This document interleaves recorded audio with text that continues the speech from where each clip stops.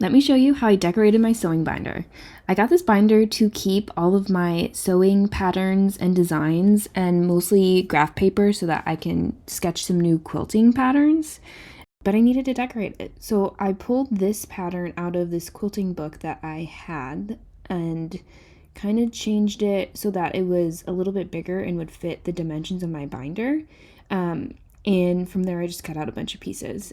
I think this clip is rather funny just because my kitten is running around and scrambling the whole time while my bigger, older cat just sits in the corner the whole video while I was cutting out all of these different pieces.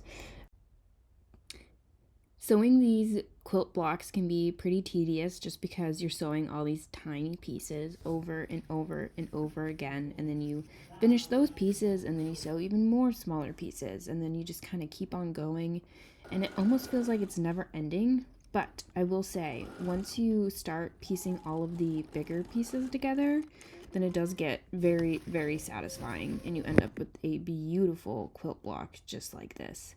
I think these colors came out great. I was a little apprehensive at first. I did add a panel to the side of it just for the back of the binder because I didn't want to do two quilted faces. I ended up hand stitching the quilting lines just because I love the look of hand stitching over machine stitching. And then in the end, I ended up adding one of my logo patches right in the center. After I finished all of the quilting, I wanted to find a way to attach this to the binder so that it could be removed in the future. So I decided to add some bias binding around the entire edge, and I did add some loops so that I could attach either like pen cases, etc. And I just hot glued the bias binding around the binder.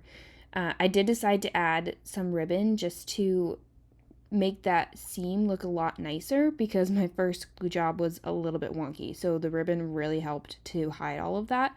Plus it's just extra cute.